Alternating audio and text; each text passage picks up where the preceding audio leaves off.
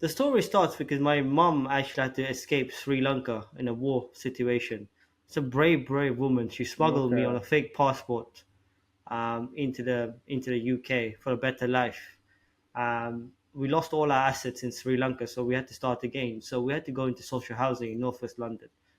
So you don't know what you don't know, and you're surrounded by the people who you're surrounded with. So I was surrounded. They put us in what we call Chalk Hill Council Estate. I don't know if you lived in White City now, but Chalk Hill was notorious in the 80s and 90s to be a drugs manufacturing capital of London and of the UK. I don't know what architect built this structure, but all the flats were connected by these maze tunnels. So you had all the drug runners escaping police in the block to block in these tunnels, right? And I was 6, 7 years old, only Asian kid there at that time, and I had to be wary, understand people. Because I was the only Asian kid, they tried to pick on me. Unlike other Asian kids, I punched back.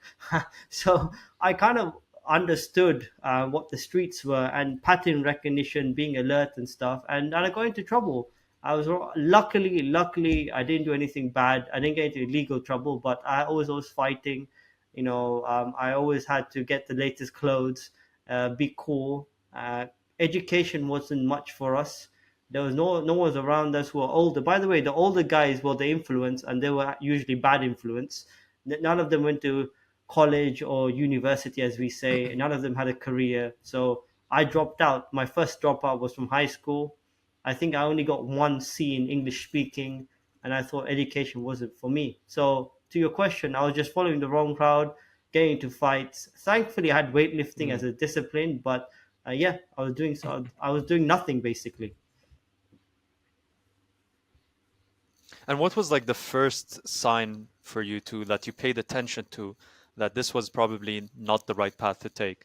Like maybe these guys, these older people who are influencing me, doing illegal stuff doesn't apply to my life.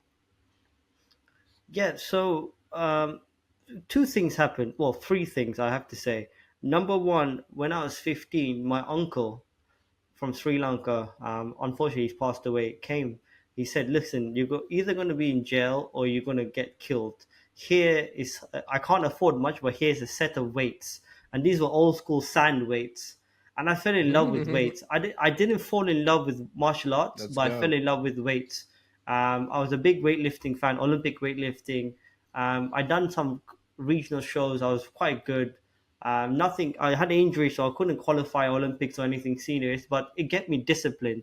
So even if I didn't have education, I learned short term, long term goals from weightlifting. Looking back, and I didn't even know I was doing it. By the way, I was writing things out, targets and stuff every week.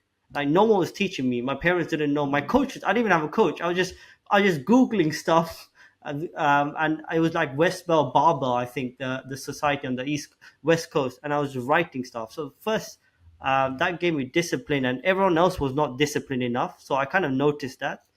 The second thing I realized is that I was in sales. So from 16 to 21, although I was messing around, I was working in what, Saeed, you might know Tesco, right? Shops, Clark's, Yeah. Yeah. Boots, shoe shops, fashion Mm. shops.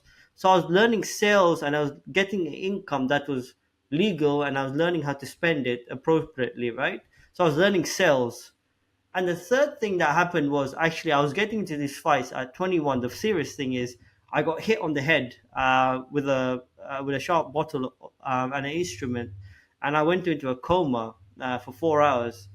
I was Mm. 21. I woke up and I was like, "Hey, uh, where are my family? No one in the hospital, and where are all those friends that were meant to be there? No one was there, right?" So I'm like, yeah, now it's time to get out to do something because I'm wasting my